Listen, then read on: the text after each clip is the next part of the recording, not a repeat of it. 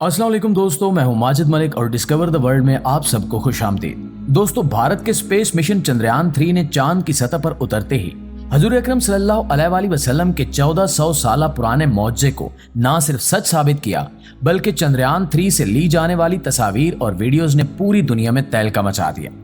इन videos ने एक बार फिर से इस्लाम की हकानियत वाज़े कर दी है। चंद्रयान 3 ने चांद की सतह पर क्या देखा और 1400 साल पुराना मौजज़ा कैसे सच साबित हुआ, ये जानने के लिए इस कीमती और मालूमाती वीडियो को शुरू से लेकर आखिर तक जरूर देखिएगा। नाज़रीन ग्रामी, 23 अगस्त 2023 को इंडियन स्पेस एजेंसी ने अपने बयान में कहा कि 14 जुलाई को रवाना किया जाने वाला मिशन चंद्रयान 3 अगस्त की 5 तारीख को चांद के मदार में दाखिल हुआ था। विक्रम नामी लैंडर 17 अगस्त को मॉड्यूल से कामयाबी से अलग होने के बाद 23 अगस्त को चांद की सतह पर उतर चुका है।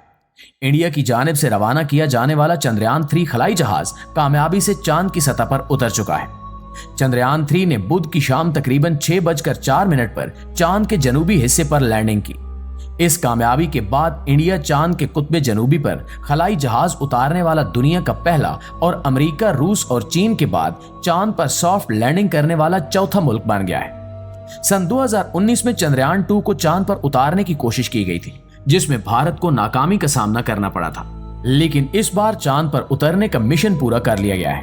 अब तक किसी मुल्क ने चांद के जनूबी पोल पर लैंडिंग नहीं की। भारत वो पहला मुल्क है जिसने ये एजाज हासिल किया है। यहाँ पर यह वाज़ेह है कि हिंदी और संस्कृत जुबान में चंद्रयान का मतलब चांद गाड़ी होता है और इसी नाम को भारत ने खलाई मिशन के लिए चुना था। इस हवाले से भारतीय खलाई एजेंसी का कहना था कि चांद के जनूबी पोल की सतह पर उतरकर ये अंदाजा लगाने में मदद मिलेगी कि यहाँ पानी या बर्फ मौजूद है या नहीं। अगर पानी या बर्फ चांद की सतह पर मिलती है तो इससे ये भी मुमकिन है कि चांद पर रिहाइश इख्तियार की जा सके। नाज़रीन ग्रामी, अभी चंद्रयान 3 चांद पर पहुंचकर हालात का जायजा ले ही रहा था कि इसे एक दिलचस्प बात मालूम हुई। एक ऐसा इंकिशाफ जो अक्सर और बेशतर मुसलमान सदियों से सुनते आते हैं।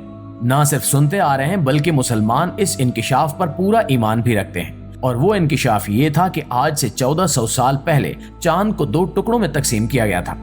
यानी हजूर अकरम सल्लल्लाहु अलैहि वसल्लम का चांद को 2 टुकड़ों में तकसीम करने का मौजज़ा चंद्रयान 3 की लैंडिंग से सच साबित हो गया है। वही मौजज़ा जो हमारे प्यारे नबी करीम सल्लल्लाहु अलैहि वसल्लम ने पेश किया था। मुतअद्दिद सहाबा कराम से मरवी है कि नबी करीम सल्लल्लाहु अलैहि वसल्लम की सदाकत के इजहार के लिए मक्की जिंदगी में चांद के 2 टुकड़े हुए।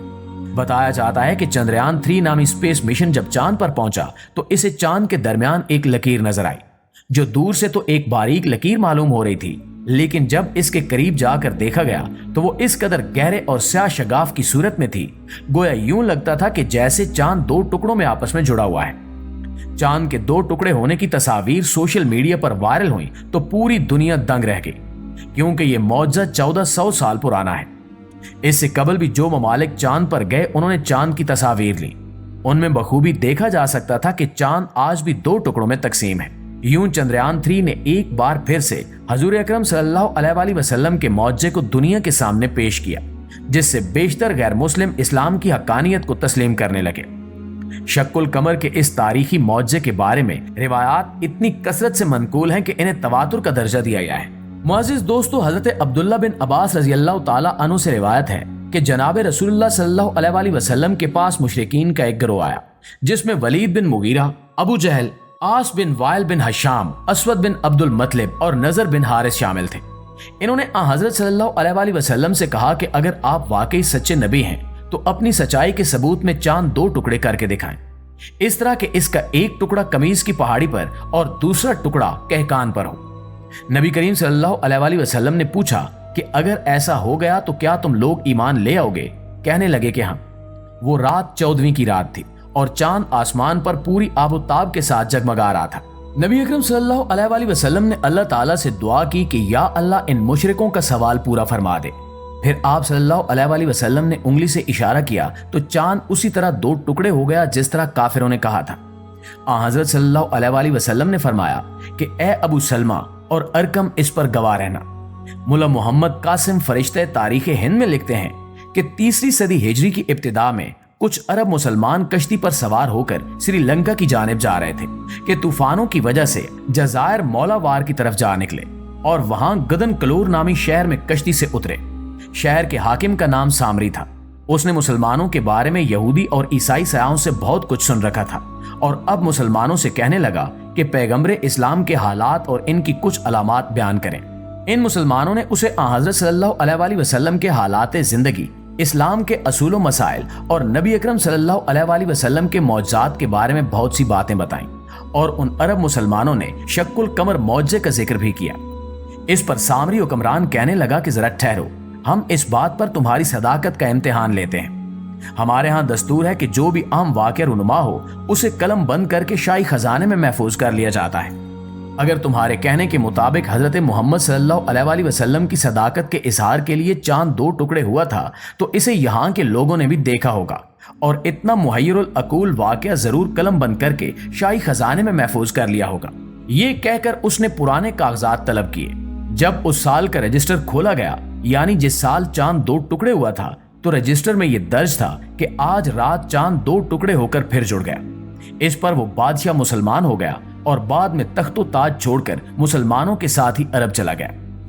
नाज़रीन गिरामी, ऐसे कई राज और कई इंकिशाफात हैं जिनका जवाब आज से 1400 साल कबल कुरान मजीद और अहादीस में दे दिया गया था और आज 1400 साल बाद जब भी गैर मुस्लिम कुछ खोजने की कोशिश करते हैं तो इन्हें मालूम होता है कि ये बात तो आज से 14 सदियां कबल इस्लाम बता चुका है, जिसके बाद वो कुरान और सुन्नत की रहनुमाई जरूर लेते हैं।